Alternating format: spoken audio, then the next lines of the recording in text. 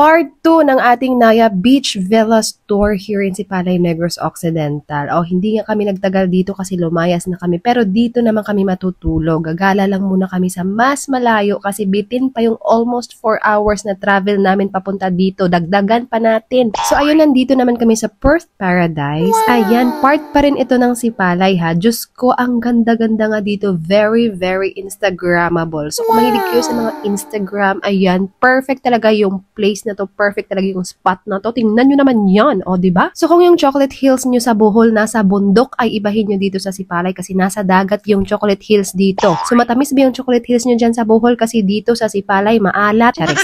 So sobrang mahangin dito kasi nasa itaas tayo ng tuktok. Ay ano daw? Nasa bundok tayo. Ay ano ba? Nasa tuktok tayo ng island. Ganun. Akala mo naman kung saang lupalop ka ng daigdig, Pilipinas lang to be. So hindi ko na naisama yung video kung paano kami nakarating dito kasi na-delete ko na yun. Pero meron naman akong full video dito pero walang voice over. Hanapin nyo na lang. Ay, meron pala pero nakahiligay nun. So mga kalahi ko lang yung makakaintindi nun. So kayo na yung mag-adjust. So very, very sick na yung person. Kita nyo naman sa itsura. May lagnat talaga yan. Pero tao lang tayo. Hindi naman tayo perfecto. Pagala talaga nako. Talagang naging robot. Naging manhid-manhidan tayo. So ayan, shout out again sa aking very supportive na videographer, photographer. Bahala na kung anong itatawag nyo sa kanya. Kasi siya talaga dyan yung nag-e-effort ng angle ko.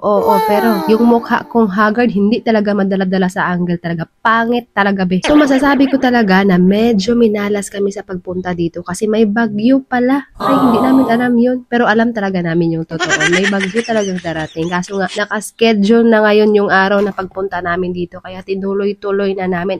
Nakabayad na kami. Ika-cancel pa ba? So ayun, nag-picture-picture na lang muna kami dito. Video-video. Talagang sinesavor talaga namin yung moment kasi maya-maya lalayas na rin kami kasi nga merong bagyo. So ayun na nga, dumilim na nga yung paligid na para bang pinapalayas na kami dito. Anyway, hindi talaga natin maipagkakait no na maganda talaga dito. Iba talaga yung atake ng place dito. Wala sa inyo to, kaya gumala na kayo dito. So ayun nga, kakadaldal ko, binagyo na kami dito. So nagstay naman kami dito ng ilang oras bago kami lumayas kasi hindi talaga maganda yung panahon. Baka hindi na kami makalabas dito kasi medyo maputik yung daan papasok dito. So ayun, nag-decide na kaming bumalik sa Naya Beach Villas at doon ay pagpapatuloy yung aming moment. Pero bago kami umalis, kumain muna kami dito. Masarap yung pagkain nila ha, medyo pricey yung food at entrance fee. Diyos ko, iba yung entrance fee dito pag pumasok ka, iba rin yung entrance fee kapag maliligo ka sa pool. Double talaga yung gasto dito, te. So parang nasa 200 each, lahat including pool. Ganon. So dapat magpunta ka dito, talagang may extra money ka kasi bawal dito yung outside food. So talagang magugutom ka kung wala kang pera. Anyway, maliit lang yan dito guys, hindi ito malapad pero meron silang mga room in case you're planning na mag-overnight. So yun lang muna, follow for part 3.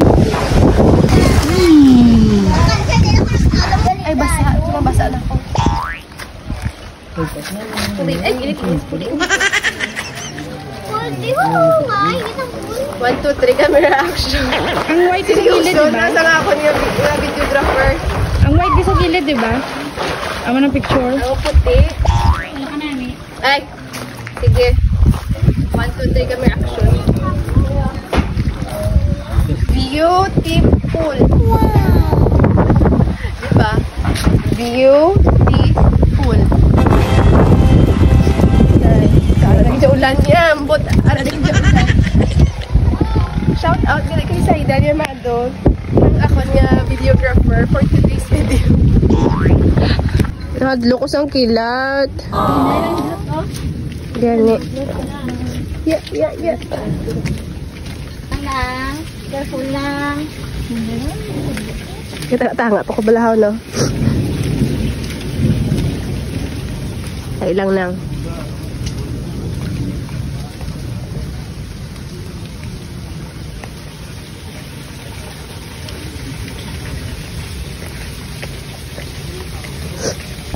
One last. Ay! Nanahadlo ko sa kilat.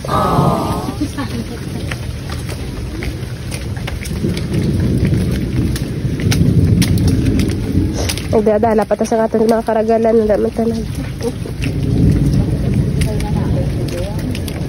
Say hi to my vlog.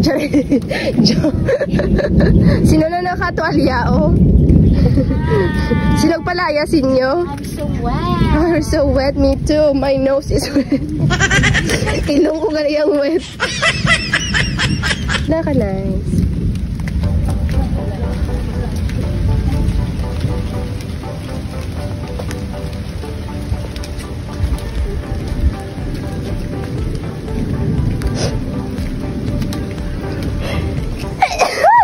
Excuse me.